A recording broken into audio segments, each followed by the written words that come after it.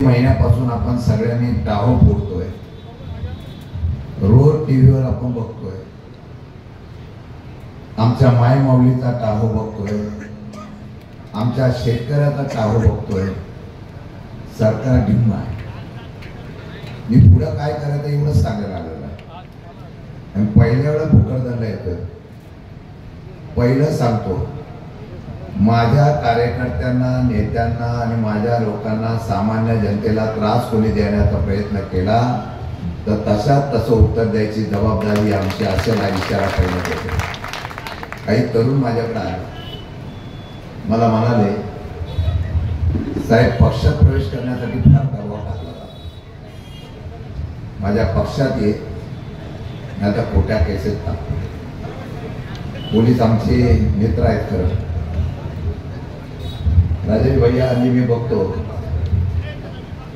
टीव्हीचे चॅनल असतात, हल्ली आमच्या चॅनल सभेला आता पोलिसांचे पण कॅमेरे आहेत.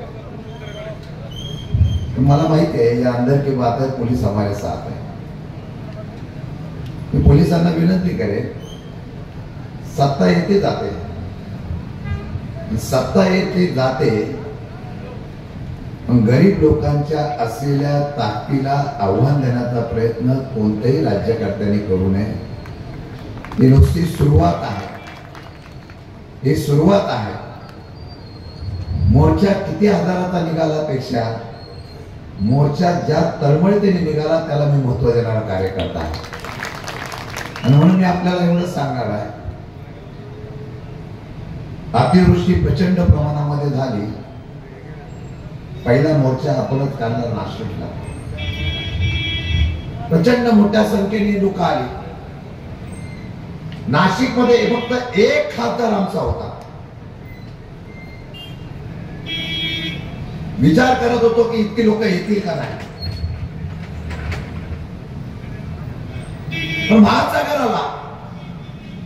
नव्हे तर मला अभिमान आहे त्या मोर्चामध्ये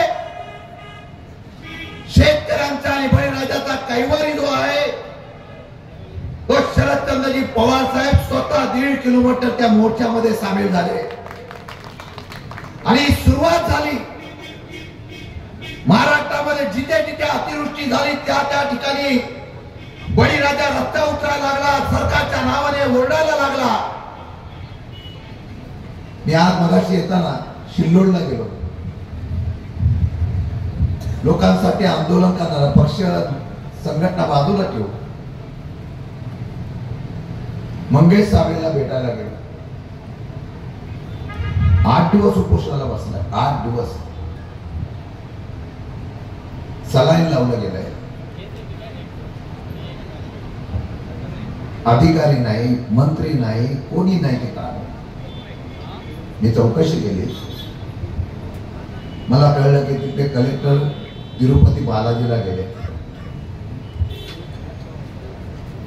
आता लोकांमध्ये बालाजी आहे का तिथं तिरुपतीला बालाजी मला कळत नाही. त्या स्वामीला मला एवढंच सांगणं आहे, त्या मंगेश साबळेला कमी जास्त झालं तर तुझा खुनाचा खटला दाखल करण्याचा प्रयत्न शशिकांत शिंदे करेल. एवढी सत्तेची हुजरेगिरी चालली. तहसीलदार येत नाही, प्रांत येत नाही, कोणी अधिकारी येत नाही, पोलीस चौकशी करत नाही. का तर तो एक गरीब साधा कार्यकर्ता लोकांची कर्जमाफी व्हावं म्हणून एकटा लढतोय. आज आपण मोर्चा काढला. कोणीतरी सुरुवात करायला पाहिजे. तर या देशामध्ये हुकुमशाही ज्या पद्धतीने आलेली आहे, भीतीच राहिलेली नाही. मुख्यमंत्री सांगतायत योग्य वेळी कर्जमाफी आम्ही करणार आहोत, मदत देणार आहोत, दिवाळीपूर्वी देऊ. मी आज वर्तमानपत्र वाचत होतो, परभणी आणि बीड मधल्या 4 शेतकऱ्यांनी गेल्या 2 दिवसामध्ये आत्महत्या केल्या. जर तुम्ही कुठेतरी मदत जाहीर केली असती तर त्या बिचारा तो शेतकरी तिथं त्या ठिकाणी आत्महत्या करण्यापासून थांबला असता. 6 महिन्यामध्ये 1350 शेतकऱ्यांनी आत्महत्या केली. तुमची योग्य वेळ येईपर्यंत हजारो माय माऊलीचे कुटुंबाची उद्ध्वस्त होणार आहे, त्यांचे कुंकू पुसले जाणार आहे. तुम्ही कधी घ्यायचं तेव्हा द्या, पण जरा तरी जाहीर करा. आम्ही ओरडतोय 50,000 हेक्टरीमध्ये मदत करावी, संपूर्ण कर्जमाफी करावी. काल अहिल्यानगरला मला वाटतं लंकेश साहेब तुमच्याकडे देशाचे गृहमंत्री आले. आता 8-9 तारखेला पंतप्रधान येणार आहे. सध्या सगळीकडे उद्घाटनाचा सपाटा चालू आहे. आज योगायोग आहे. काल देशाच्या गृहमंत्र्यांनी अहिल्यानगरच्या एका कारखान्याचं उद्घाटन केलं आणि त्याच ठिकाणी या राज्याच्या मुख्यमंत्र्यांनी सांगितलं प्रति टनाच्या मागे शेतकऱ्यांकडून 15 रुपये कापले जाते. अतिवृष्टी झाला तर मरतोय शेतकरी आणि मदत करायची झाली तर देतोय शेतकरी. 2.5 वर्षाच्या मंत्र्यांचे नुसते खिसे जरी झाले ना तर अख्ख्या राज्याच्या शेतकऱ्यांची कर्जमाफी होईल. त्याकडे लक्ष द्यायला त्यांनी वेळ नाही. परत सांगितलं कोण काटा मारतोय ते मला माहिती आहे. माझ्याकडे यादी आहे, मी त्यांच्याकडे बघेन. आणि धमक्याशिवाय या राज्यात चाललेलंच नाही. मला एका पत्रकारांनी मीडियावाल्याने विचारलं, मुख्यमंत्री असे म्हणाले. मी म्हणलं अजून कारखानदार कोणतरी एखादा घ्यायचा असेल म्हणून असं म्हणाले असते. गेल्या काही वर्षामध्ये ज्यांनी कारखान्याची कर्ज बुडवली त्यांना तुम्हीच पक्षात घेतले आणि कमी का काय त्यांना हमी पुन्हा तुम्ही दिले. 450-300 कोटी रुपयाची हमी जर सरकार देत असेल तर आमचं सरळ म्हणणं आहे या लोकांकडून पहिले पैसे घ्या आणि शेतकऱ्यांना मदत करा. वाईट आहे. आता ही सभा होईल, तुम्ही अडकाल, निघून जाल, त्यांना माहिती आहे विरोधकच राहिलेला नाही. आवाज शीम झालेला आहे. इथेच नव्हे तर देशामध्ये झालेला आहे. एखाद्याने आवाज उठवला की लगेच त्याच्यावर कारवाई केली जाते, दडपलं जातं. लेह लडाख मध्ये आंदोलन झालं. त्या लेह लडाखच्या आंदोलनामध्ये ज्याला पुरस्कार मिळाला त्या वामचुंगला त्या ठिकाणी राष्ट्रीय सुरक्षेच्या कायद्याखाली अटक केली. त्यांनी देशाच्या विरोधामध्ये काम केलं असेल तर निश्चितपणाने कारवाई करावी. परंतु हळूहळू धग का वाढायला लागलेली आहे ज्याचा कधीतरी सरकारने विचार करावा का नाही. या देशामध्ये बेरोजगारी वाढायला लागली, तरुण असुरक्षित झाला, शेतकरी तर मेलाच. मी मगाशी राजेश भाईंनी सांगितलेली वस्तुस्थिती आहे. पंजाबच्या शेतकऱ्यांनी जर आंदोलन केलं नसतं ना, पंजाबच्या शेतकऱ्यांनी आंदोलन केलं नसतं तर तुमच्या शेतावर सुद्धा कॉन्ट्रॅक्ट फार्मरवर उद्योगपती पार्टनरशिपला आला असता. आमची पिढी बर्बाद करून टाकली असती. आमचा शेतकरी तर मेला, तो अपेक्षेवर आहे. केंद्र सरकार हमी भाव जाहीर करतं, व्यापारी प्रत्यक्षात कमी दरात घेतो तरी कारवाई केली जात नाही. आणि परत काल अमित शहा आल्यानंतर म्हणाले या राज्याचे मुख्यमंत्री आणि उपमुख्यमंत्री बनिया नाही. नक्की बनिया कोण आहे आमचा प्रश्न आहे सरकारला. आज हा मोर्चा मोकरदरचा किती हजाराचा असतो पण चंद्रकांत दानवे तुमचं मी कौतुक करेन. पहिल्या प्रथम या राज्यामध्ये शेतकऱ्यांचा आवाज उठवण्याचं काम कोणी केलं असेल ते राष्ट्रवादी शरद पवार पक्षाने केलेला आहे. आमच्या चरण वाघमारेंनी पहिला मोर्चा काढला, तर पावसात मोर्चा निघाला, नाशिकला निघाला, जिल्ह्यामध्ये मी सांगितलेलं आहे. जिल्ह्यामध्ये जिल्हाध्यक्षापासून सगळ्यांनी किती आम्ही ताकदीचे आमचा पक्ष संपला असं म्हणणाऱ्यांना मी सांगतो 10 असतील पण शेतकऱ्यांसाठी जाऊन जिल्हाधिकाऱ्यांकडे सांगतील की जातोय आणि सांगतोय माफी करा म्हणून. आणि तो नंतर मोर्चा तुम्ही काढला. तर म्हणलं आज माझी मुख्यमंत्र्यांना बैठक होती, उपमुख्यमंत्र्यांना मला यायला जमणार नव्हतं. राजेश भैया आणि दानवे साहेब वगैरे सगळे म्हणाले साहेब या. मी बोललो माझी पण ओळख होऊ द्या, अध्यक्ष कसा आहे एवढा दिसून द्या तुम्हाला. मी अध्यक्ष म्हणून सांगतो, त्याच्या पुढे कुठेही अन्याय झाला तर मला दानवे साहेबांनी बोलवायचं, शशिकांत तेथे झालं आणि लढल्याशिवाय काय भेटत नाही. कोण गेलं तहसीलदार कचेरीत मला सांगा, एक तरी माझ्या कार्यकर्त्यापासून नेत्यापासून तुम्हाला विचार. एवढा पाऊस पडला, एवढं नुकसान झालं, कोण गेलं? बिंदाचा हे कार्यालय तुमचं आहे, तुमच्या पैशात आणि तुमच्या बापाचं आहे. जाऊन विचारा. एका बाबांनी आम्हाला पत्र दिलं, त्यांचं म्हणणं काय की सांडवा नाही, पैसे दिलेले नाहीत आणि आमचा शेती त्यामध्ये वाहून जाते. तो गरीब तळमळ त्यांनी बोलतोय. इथले माजी खासदार असतील, आमदार असतील, त्यांना वेळ नाही. त्यांना वेळ फक्त टक्केवारीचा आहे. त्या महाराष्ट्रामध्ये सगळीकडे टक्केवारीच चाललेली आहे. का तर गरिबांच्या घरातले पैसे घ्यायचे. खायला गेलो आणि याला कमी पडलं, विहिरीला पैसे घ्यायचे. मग कोणतरी बोललं 6,000 मिरी खाल्ले. त्या भोकं पाडत बसायचं जमिनीत मला कळत नाही. लोक 6,000 मिरी आणि त्यामध्ये सुद्धा 20-20 हजार गरिबांकडून घेतात. तुमच्याकडे आकडा जास्त दिसतोय. अधिकारी पण बोलत असेल काय करणं, वरती द्यायचंय. एकदा चप्पल काढा हातातली, एक केस झाली त्याचा सत्कार करायला मी येतो. जो कोणी 50,000 मागतो ना, त्या पहिल्याच कर्मचारी अधिकाऱ्याला पहिलं ठोका. आता बोलतो एवढ्यासाठी कारण लोकशाहीमध्ये आता आवाज उठवल्याशिवाय काय भेटणार नाही. त्याला 50,000 घराला पैसे मागतायत. विजेचा खांब लावायला पण पैसे मागत असतील का? कोंबड्या मागतात, कोंबड्या कुठे शिल्लक ठेवलेला नाही. सगळीकडे पैशाचा महापूर खाण्यासाठी काढलेला आहे.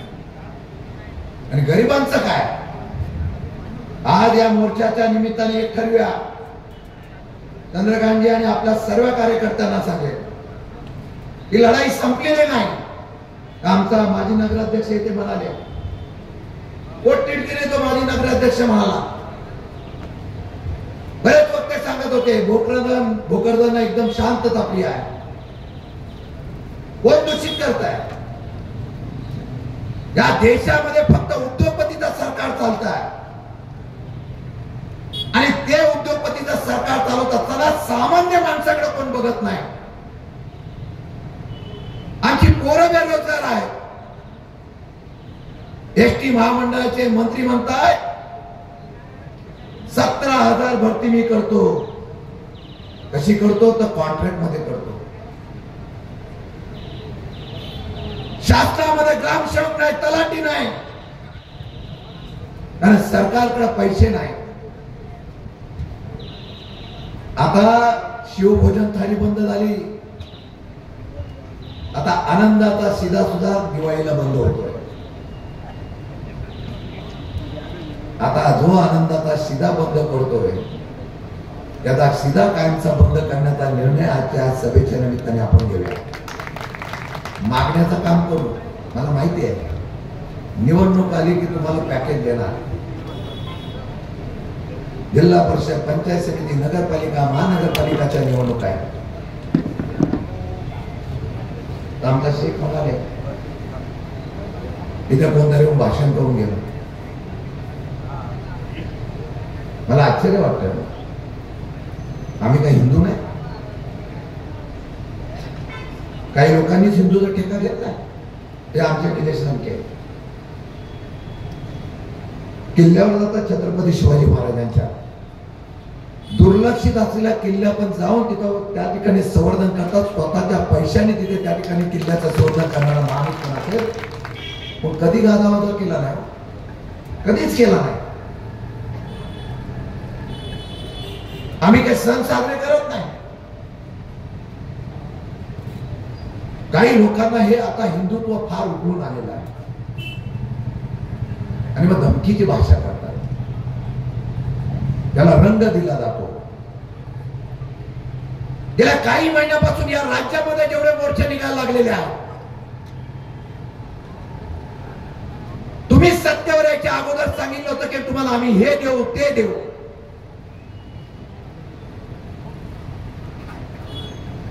दडपशाहीच्या आणि दबावाच्या राजकारणामध्ये तुम्ही सत्ता घेतली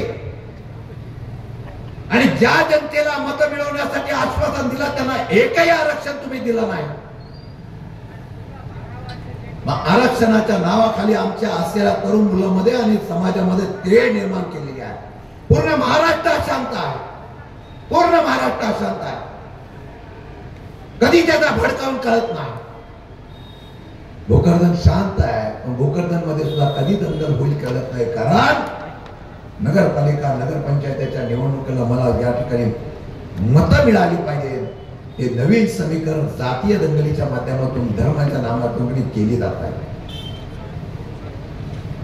या देशाला आणि या राज्याला इतिहास आहे हो. मला अभिमान आहे. काही का होईना पण महाविकास आघाडीच्या माझ्या कार्यकर्त्यांनी काम केलं आणि लोकसभेला आपल्या विचाराचा खासदार निवडून आलाय आणि आपले खासदार जास्त निवडून आणण्याचा इतिहास सुद्धा तुम्ही करून दाखवला. ही लढाई आहे. नाही, लढाई करत असताना सरकार कधी देईल न दे.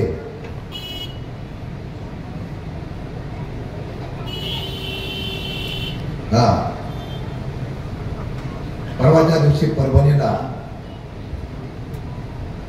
एका बाजूला आकाश कोरड आकाश कोसळून असलेला शेतकरी हातभर झालाय. तो बिचारा पाण्यात उभा राहून टावर फोडतोय. लगेच बँकवाल्याने नोटिसा काढल्या, जप्तीची कारवाई करतो. तुझ्या बापाची आहे. आम्ही का जप्तीची नोटीस घ्यावी? आमचं सगळं कर्ज सरकारने माफ केलं पाहिजे. जप्तीची नोटीस काढली. मुख्यमंत्री सांगतायत की जिथे पाऊस पडला तिथं जप्ती सध्या करू नका. सध्या तुमच्या इकडे पण आता काम बँकेचे अकाउंट होल्ड करायला लागलेले आहे. माझ्या कार्यकर्त्यांना विनंती करेल, त्या बँकेत जावा. काय तुमच्या गुन्हे होते समाजासाठी झाले तर त्याला अजिबात घाबरू नका. जनता तुम्हाला डोक्यावर घेईल. बँकेत जाऊन त्या बँकवाल्यावर तू होल्ड करू आणि त्या शेतकऱ्यावर जप्ती करायलाच ये. चिखल झाला ना, चिखल त्या बँक अधिकाऱ्याला लोळवा झाला. आपण काय अन्याय करणार नाही हो, पण तो बळीराजा तुटलाय कुठलाय. अहो 71,000 कोटीचं कर्ज माफ केलं. शरद पवार साहेबांनी काय केलं म्हणून सांगताय? शरद पवार साहेबांनी 71,000 कोटीचं कर्ज माफ केलं, पण देशामध्ये तेवढा अन्नधान्य पिकवलं तेवढं परराष्ट्राला देण्याची हिंमत सुद्धा या बळीराजाकडून करून दाखवली. त्या बळीराजाकडे न बघता तुम्ही त्याचा अपमान करताय. मी आज एवढाच इशारा देतोय की आज ही सुरुवात आहे. भोकरदनतून झाली, नाशिक मधून झाली, चरण वाघमारेच्या अकोल्यातून झालेली आहे. मला वाटतं परवाच्या दिवशी शिवसेनेचा सुद्धा संभाजीनगरमध्ये मोर्चा आहे. पेटून द्या ही वाद पेटली पाहिजे. तुमच्याकडे ज्यावेळेला निवडणुकीला आणि मतं मागायला लोक जे रात्रीचा गांधीजींचा खेळ दाखवतात ना, त्यांना एवढंच दाखवा की एकदा जर लोकांनी ठरवलं ना तर हुकुमशहाला सुद्धा उलटून टाकू शकतो. एवढी ताकद भोकरदनच्या माझ्या कार्यकर्त्यांनी जनतेमध्ये आहे. म्हणून घराघरामध्ये जा आणि दारात येणाऱ्याला पहिला सांगा, तो आमची टक्केवारी घेत होता पण कर्जमाफी झाल्याशिवाय या घरामध्ये यायचं नाही अशा प्रकारचा निर्णय घेतला तर झक मारून सरकारला तुम्हाला कर्जमाफी करावी लागेल अशा प्रकारचा निर्णय घेण्याची तयारी आपण सगळ्यांनी ठेवा. आणि परत सांगतो, मोर्चा पुरतं न थांबता आमच्या या मागण्यांचं काय झालं याचा पाठपुरावा करा. वेळ पडली तर तहसीलदाराच्या आणि प्रांतांच्या दालनामध्ये ठिया मांडून निर्णय होत नाही तोपर्यंत बाहेर जाऊ नका. अशा प्रकारचं आंदोलन करण्याचा प्रयत्न आपण निश्चितपणाने करू. एवढंच सांगतो. आणि जर या सरकारने 12 तारखेपर्यंत निर्णय घेतला नाही तर महाराष्ट्रामधला सर्व शेतकरी राष्ट्रवादी काँग्रेस पक्ष शरद पवार हा रस्त्यावर उतरून या सरकारला उलटून टाकू. जय हिंद, जय महाराष्ट्र.